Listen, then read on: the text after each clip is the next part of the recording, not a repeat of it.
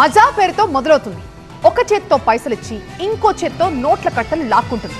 తర్వాత అప్పులు పాలు చేస్తుంది. పీకల్లోతు నష్టాల్లో ముంచేస్తుంది. మానసికంగా కుంగదీస్తుంది. చివరాఖరికి నిండు ప్రాణాలనే బలి తీసుకుంటుంది. అదే ఆన్లైన్ బెట్టింగ్ మహమ్మారి.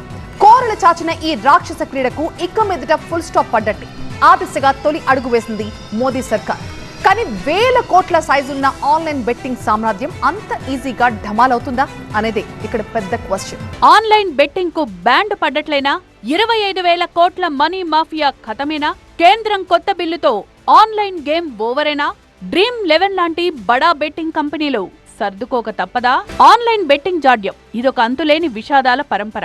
యువతను కమ్మేస్తుంది, తర్వాత కుమ్మేస్తుంది. ఒక్క తెలంగాణలోనే కేవలం నెల రోజుల్లో 7 బలవన్మరణాలకు దారితీసింది. ఆర్థికంగా చితికిపోయి ఇంకా లక్షలాది కుటుంబాలు ఆర్థికంగా కుప్పకూలి అప్పుల పాలై మానసిక ఒత్తిడి భరించలేక కుమిలిపోతున్నాయి. దేశవ్యాప్తంగా మృత్యు ఘంటికలు మోగిస్తోన్న ఆన్లైన్ గేమింగ్ సిండికేట్ పై TV9 వరుస కథనాలు ప్రసారం చేస్తే ప్రభుత్వ యంత్రాంగంలో కదలికొచ్చింది.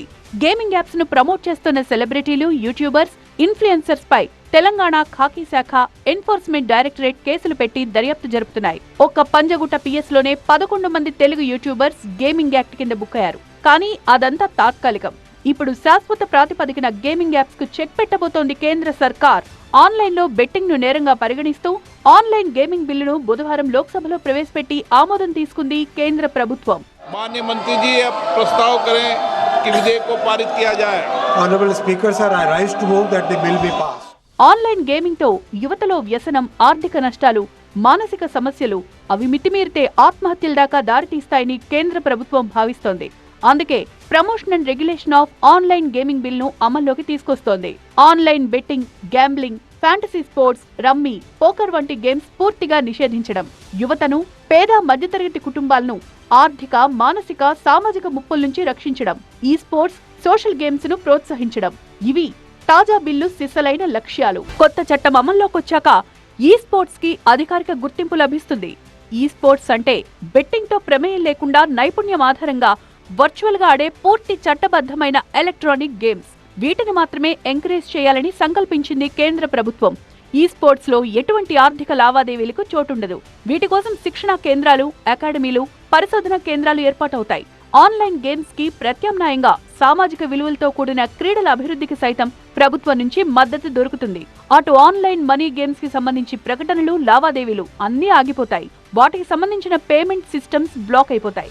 ఇక మీదట ఎవరైనా ఆన్లైన్ గేమ్స్ ని, ఆన్లైన్ మనీ గేమింగ్ సర్వీసెస్ నిర్వహిస్తే 3 ఏళ్ల జైలు శిక్ష, కోటి వరకు జరిమానా విధిస్తారు. ప్రత్యక్షంగా గానీ, పరోక్షంగా గానీ ఆన్లైన్ గేమింగ్ యాప్స్ ను ప్రమోట్ చేస్తే 2 ఏళ్ల జైలు, 50 లక్షల వరకు జరిమానా తప్పదు. ఆన్లైన్ గేమింగ్ కార్యకలాపాలకు సంబంధించిన లావాదేవీలకు సహకరిస్తే బ్యాంక్ యాజమాన్యాలపైన కూడా నాన్ బెయిలబుల్ కేసులు నమోదవుతాయి. దాదాపు ఇటువంటి శిక్షలే వర్తిస్తాయి. ఆన్లైన్ గేమింగ్ పై ఫిర్యాదుల్ని పరిష్కరించడానికి, నియంత్రణ కోసం రూల్ బుక్ రాయడానికి జాతీయ స్థాయిలో గేమింగ్ అథారిటీని ఏర్పాటు చేస్తుంది కేంద్ర ప్రభుత్వం. ఆన్లైన్ గేమింగ్ అంటే ఆషామాషి కాదు. 25,000 కోట్ల సైజున్న బడా పరిశ్రమ ఇది. పార్లమెంట్ ఆమోదించిన ఈ బిల్లు అమల్లోకొస్తే డ్రీమ్ 11, మై 11 సర్కిల్, వింజో లాంటి బడా సైజ్ గేమింగ్ కంపెనీలు సైతం తీవ్రంగా ప్రభావితమవుతాయి. క్రికెట్ ఇండస్ట్రీకి భారీగా రెవెన్యూ తగ్గిపోతుంది. 2 లక్షల మంది వరకు ఉపాధి కోల్పోతారు. All India gaming federation, AIGF లాంటి సంస్థలు ఈ బిల్లును మరణ శాసనంగా భావిస్తున్నాయి. అటు డిజిటల్ ఆర్థిక వ్యవస్థపై కూడా ప్రతికూల ప్రభావాన్ని చూపుతుంది. లైసెన్స్ ఉన్న గేమింగ్ కంపెనీలు మూతపడితే ఇల్లీగల్ ఆపరేటర్లు పుట్టుకొచ్చి దొడ్డిదారిలో బెట్టింగ్ యాప్లను జనంలోకి తీసుకొచ్చే ప్రమాదం ఉంది. ఇన్నేసి హెచ్చరికలున్నా ఖాతరు చేయలేదు మోదీ సర్కార్. ఉక్కుపాదం తప్పదని తేల్చి పారేసింది. ఆన్లైన్ బెట్టింగ్ యాప్స్ పై కేంద్ర ప్రభుత్వ నిర్ణయాన్ని స్వాగతించారు RTC MD Sajjanar. Betting apps కి ఇప్పటికే చాలా మంది బలయ్యారని, కేంద్ర ప్రభుత్వం తీసుకున్న నిర్ణయం ఎన్నో జీవితాన్ని నిలబెడుతుందని అన్నారు. వేరే మార్గాల్లో బెట్టింగ్ యాప్స్ నిర్వాహకులు మళ్లీ మార్కెట్లోకి వచ్చే అవకాశం ఉందన్న సజ్జనార్, దీనిపై ప్రజలతో పాటు పోలీసులు కూడా అప్రమత్తంగా ఉండాలన్నారు.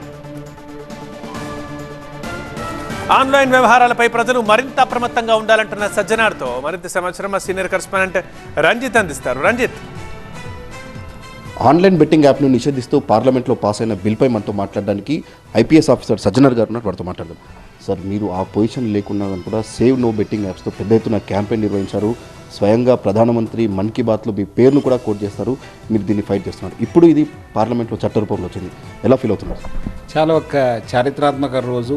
కేంద్ర ప్రభుత్వం కూడా ఒక చారిత్రాత్మక నిర్ణయం తీసుకోవడం జరిగింది. చాలా అంటే చాలా సంతోషం అనిపిస్తుంది ఈ ఇష్యూ. ఇది అందరూ కూడా, ఎందుకంటే చాలామంది పబ్లిక్ నష్టపోతున్నారు. ముఖ్యంగా రూరల్ ఏరియాస్లో యూత్ అందరూ కూడా చాలా బానిసమై వాళ్ళు నష్టపోతున్నారు, వాళ్ళ ఫ్యామిలీస్ కూడా చేస్తున్నారు. సో అది మనము దీంతో చాలా అవగాహన తీసుకోవడం జరిగింది. రాష్ట్రంలో కూడా మనకు చాలామంది 40 మంది దాకా సూసైడ్ చేసుకోవడం జరిగింది. చాలా బాధ అనిపించింది. చాలామంది కూడా ఆ బాధను ఇనిషియల్గా చాలామంది దీని గురించి నాకు ట్వీట్ చేయడం జరిగింది. చాలామంది నాకు మెసేజ్ పంపడం జరిగింది, ఇట్లా జరుగుతుందని చెప్పి. నేను కూడా కొంచెం లోతుగా స్టడీ చేసిన తర్వాత ఇది ఇష్యూ ఉంది, మనము ఇది తీసుకోవాల్సిందని చెప్పి దాన్ని ప్రమోట్ చేయడం జరిగింది. అక్కడ అది ఈరోజు మంచి ఒక కేంద్ర ప్రభుత్వం కూడా ఒక బిల్ పాస్ కావడము. అంతకుముందు ఏమైందంటే మన 2 రాష్ట్రంలోనే నిషేధ కావడం జరిగింది, కొన్ని రాష్ట్రంలో నిషేధ కావడం జరిగిందని ఇప్పుడు మొత్తం దేశవ్యాప్తంగా నిషేధ కావడంతో మంచి ఒక పరిణామం. ఎక్కడ కూడా లూపోల్ ఏమున్నది, ఇక్కడ నిషేధం లేదు. ఎందుకంటే అది కన్ఫ్యూజన్ క్రియేట్ చేసి ఉంటుంది. వీళ్ళు కూడా ప్రమోట్ చేసేవాళ్ళు కూడా దాన్ని ఆసరగా తీసుకుని వాళ్ళు ప్రమోట్ చేసేవాళ్ళు. దానికి ఇప్పుడు ఫుల్ స్టాప్ పడింది. ఈరోజు దేశవ్యాప్తంగా ఇది నిషేధం కావడంతో డెఫినెట్లీ ఇలాంటి స్కీమ్స్ ప్రమోట్ కావు. డెఫినెట్లీ ప్రజలు కూడా అర్థం చేసుకోవాలి. ఇవి అన్నీ కూడా నిషేధిత యాక్టివిటీ. ఎవరు కూడా దీని ప్రమోషన్ కానీ పార్టిసిపేట్ చేస్తే వాళ్ళు కూడా పైన కేసు అవుతుంది. ప్రజలను కూడా అర్థం చేసుకోవాలి. ముఖ్యంగా TV9 యాజమాన్యం కూడా నేను పేరుగా ధన్యవాదాలు తెలుపుతున్నాను. ఎందుకంటే మీరు కూడా ఈ దీనిపైన చాలా మీరు కూడా పోరాటం చేశారు, చాలా ప్రమోట్ చేశారు, చాలా వీడియోస్ కూడా మీరు చేయడం జరిగింది. సో దీనివల్ల కూడా ప్రజలు బాగా అవేర్నెస్ వచ్చింది. సో అందరు కలిసి ఇది మన మూమెంట్ తీసుకోవడంతోనే ఈరోజు కేంద్ర ప్రభుత్వం దృష్టి కూడా వెళ్ళడం జరిగింది. Say no to betting apps అనేది చాలామంది crores of people, millions of people have tweeted it, మళ్ళీ వాళ్ళు ప్రమోట్ చేశారు. దీనివల్ల కూడా మంచి పరిణామం అయింది. ఒక యాక్టివిటీ నిషేధం అనేది చాలా ఒక చారిత్రాత్మక ప్రమోషన్ చేయడం జరుగుతుంది. సార్, ఇప్పుడు బెట్టింగ్ యాప్లను పూర్తిగా నిషేధిస్తూ బిల్ పాస్ అయినా అంటే ఇంకా వేరే రూపంలో ఏమన్నా ఇలాంటివి సోషల్ మీడియా ప్లాట్ఫామ్స్ ద్వారా యాడ్స్కి ఆకర్షితులై ఆడే పరిస్థితి ఏమన్నా ఉంటుందా సార్?